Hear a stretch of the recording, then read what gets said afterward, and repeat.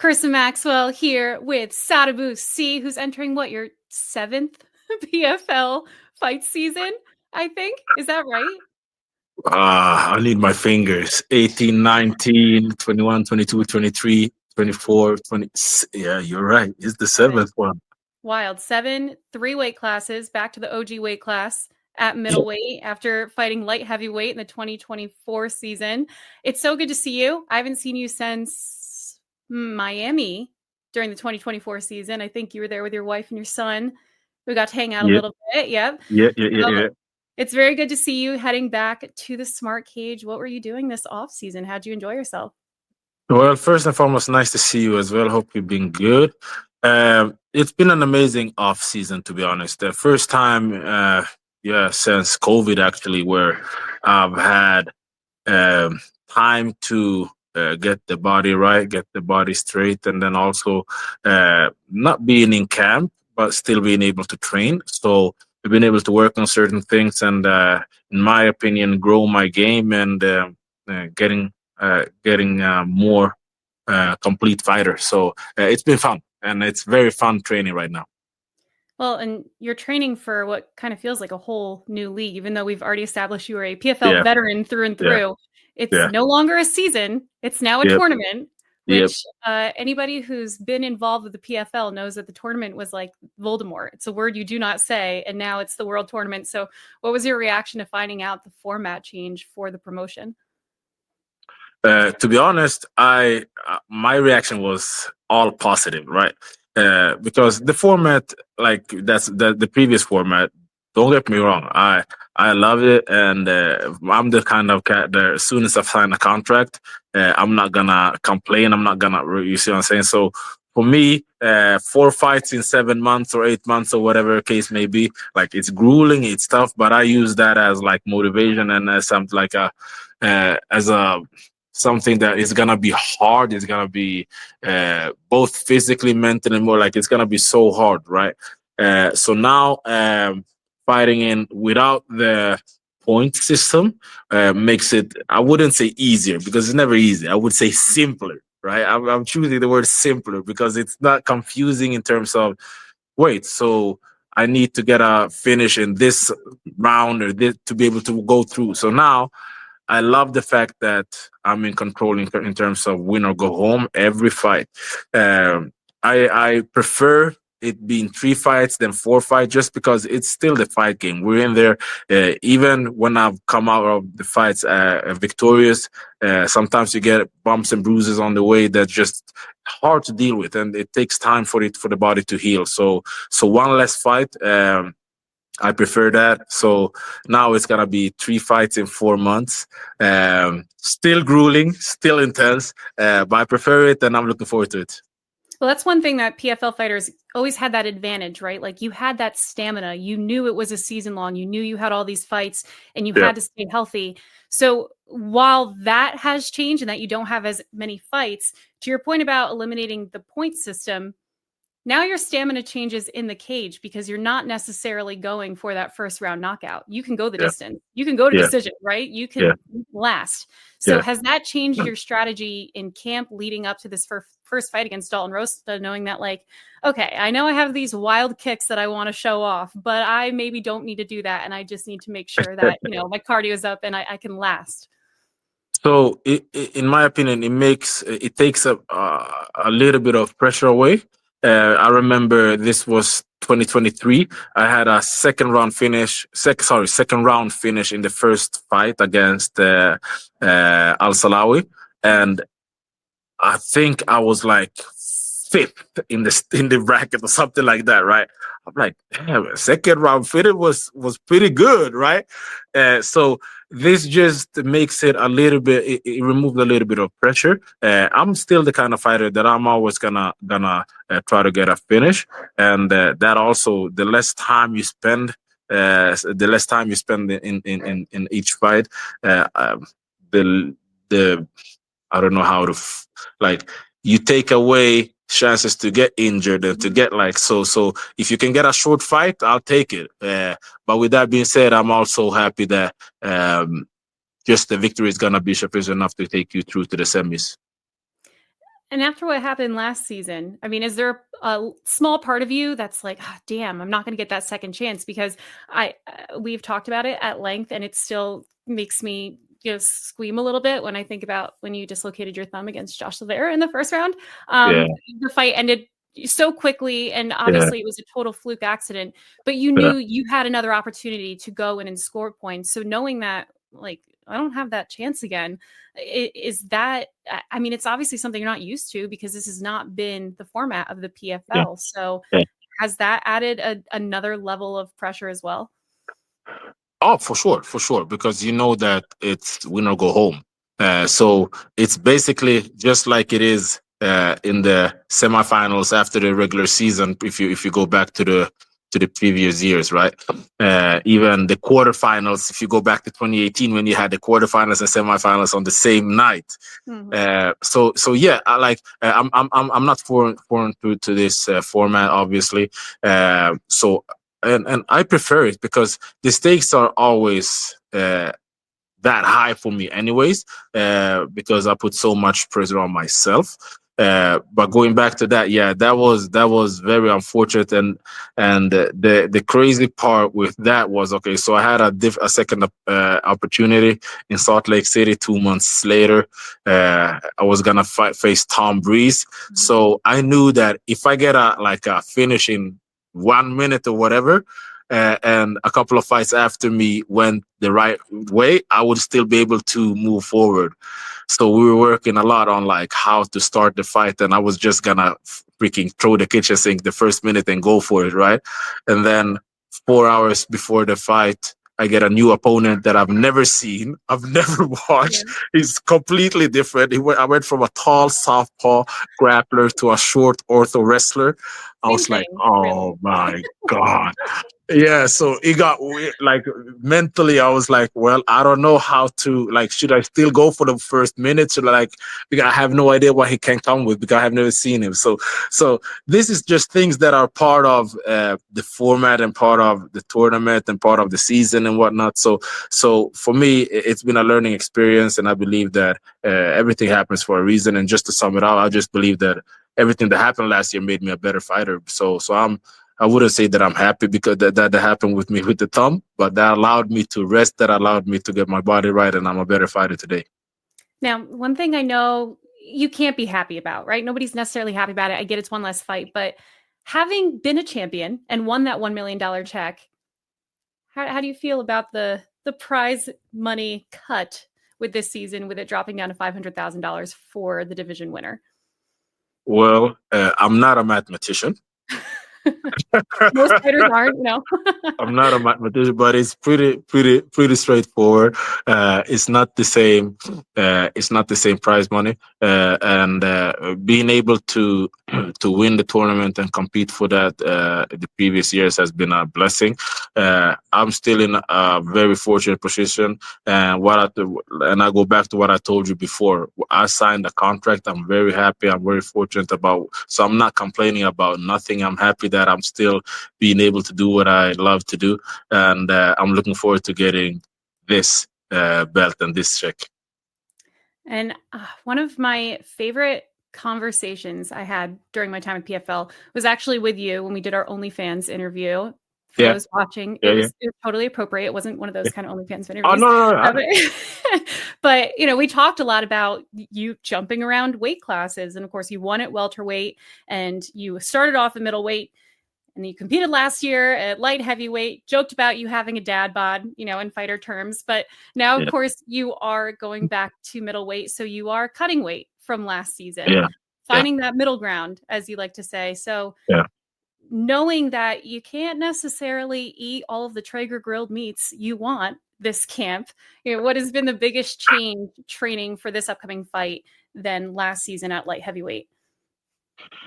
To be honest, right now we will see how much when it gets closer, because I don't have like a target weight or anything like that. I just whenever I'm in camp, I like to eat clean and eat healthy and eat good, and then my body is gonna end up weight wise where it wants to be, and then from there, whenever I get closer to the fight, I have to like adjust and then try to target a certain weight and whatnot. But the thing is, when I fought at 205, I literally went to a steakhouse night before weigh-ins and had a steak because I was underweight. So I was fighting, weighing around the same weight that I'm at or today. So it will obviously be completely different, but like I'm still, just to put it in perspective, today I'm still lighter today than I was the night before in terms of how many pounds I have to make weight. I'm closer now to middleweight today, 5.5 weeks out, than I was the night before my last cut to 170. Yeah, so it's going to be an Just easy to put cut. to put it in perspective. Yeah, and that's also the reason why I wasn't able to keep going down to 170 without it actually compromising my performances. So I'm very, very, very happy that that the middleweight division is back, and I think that people are gonna be like, oh, this division is perfectly suited for him. Well, it's funny though, because you're not the only fighter from the light heavyweight division who went down to middleweight. You've got Impa, another former champion. You got Josh Silveira again. You got Murad Ramazanov. So there's some familiar faces from the light heavyweight division last season. Murad went up from welterweight. Oh, he went. Yes, that's right. He went up. Yes. Yeah. So the rosters have been moved around, but still familiar faces with Impa and Josh. The saga continues with the two of them. And yeah, right. Yeah. I'm sure you're not going to get sick of that storyline again this year, but right.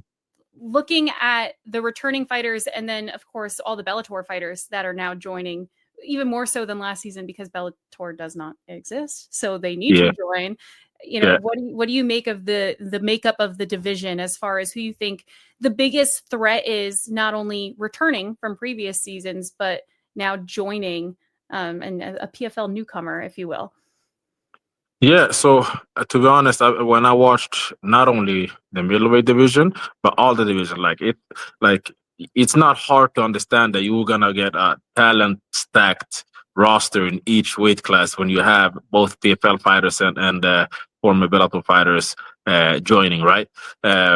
So like I believe that everybody is gonna be tough, right? Obviously, some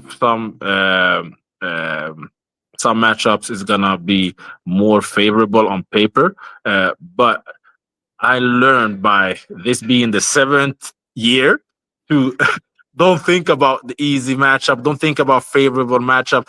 Just make sure that the next fight is the toughest fight, because if I keep that mindset and I'm keeping it as it is, win or go home, I believe that and nobody's gonna be able to stop me. With that being said, you have a former champion in Impa as well. He won it. He won it before. You have Fabian Edwards that's been competing for the title a couple of times.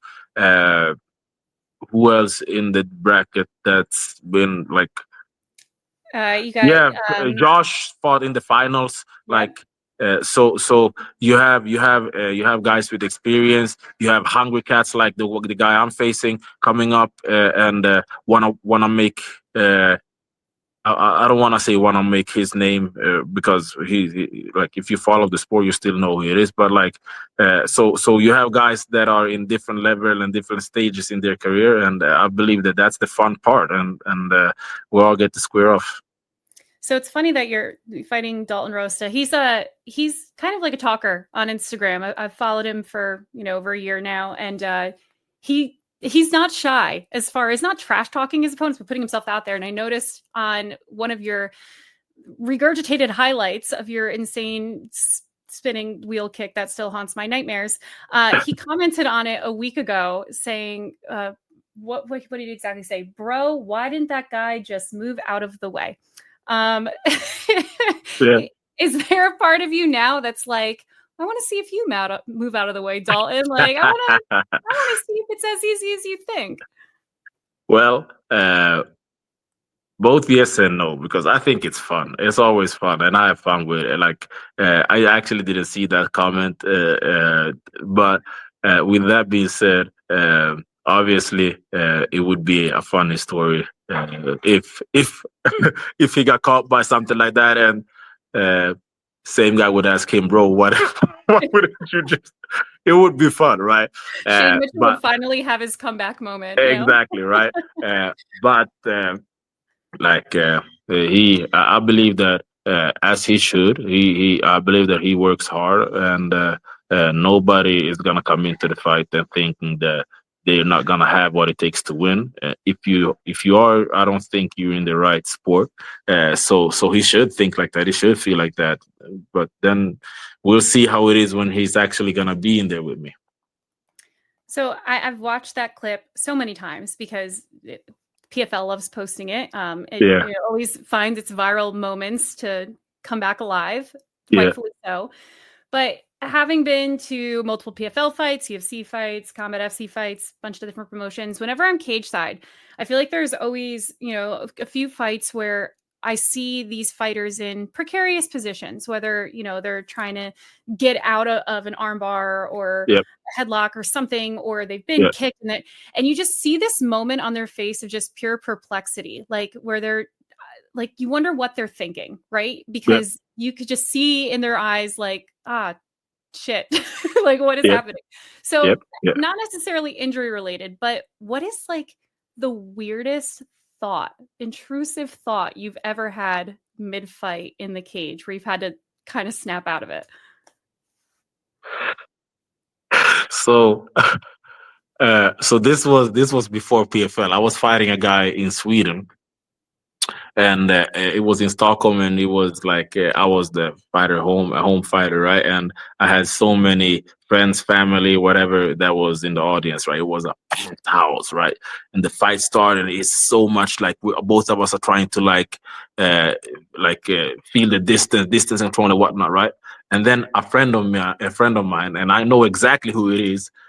He just screams, "Kick his leggings," because the fight was kicking with like pants, and he was fighting with pants, right? And I had to hold myself from laughing mid-fight. I was like, "You stupid bastard! You're making me laugh in the fight." So that I remember that one just as a funny moment where I actually had to like snap out of it, get back to it. So that was a fun one. Well, you are known for kicking things very hard and fancy, if you will. Yeah.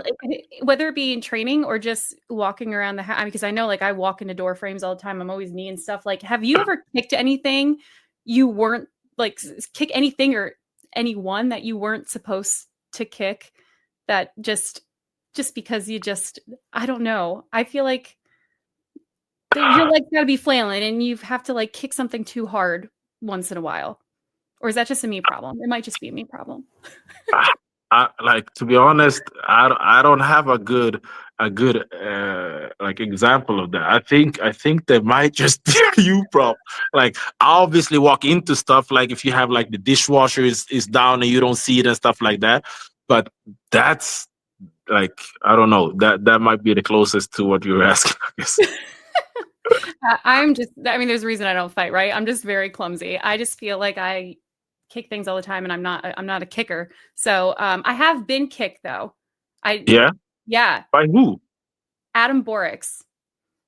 Why? To be fair, I asked for it.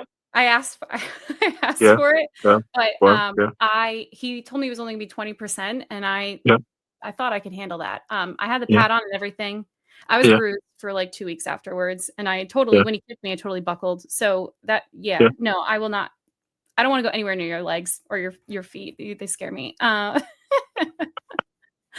But you've been doing this for like a really long time. 38 years old, right? Not to call you out, but us 30-something's got to stick together.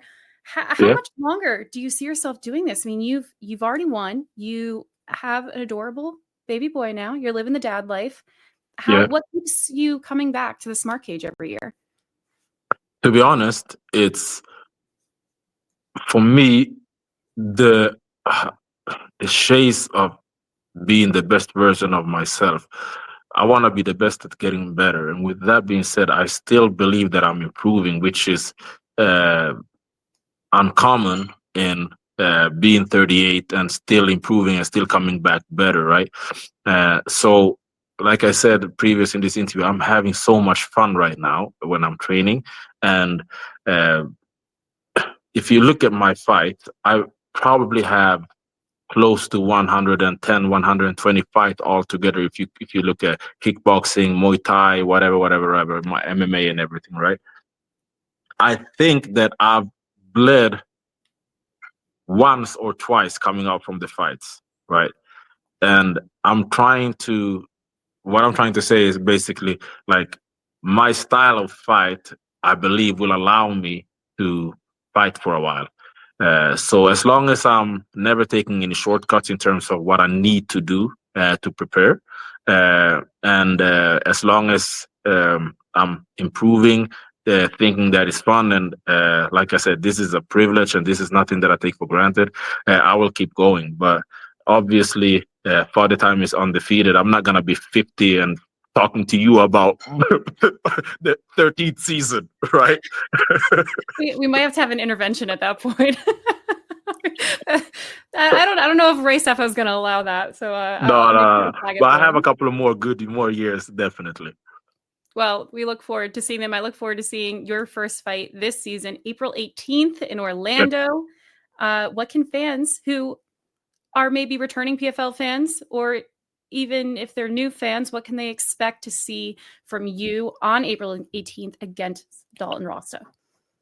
To be honest, I believe that they are gonna see the best version and the most well-rounded Sadibou that they've ever seen. Because right now it's a mix of the experiences that I've had, the good, bad, the ugly, and everything.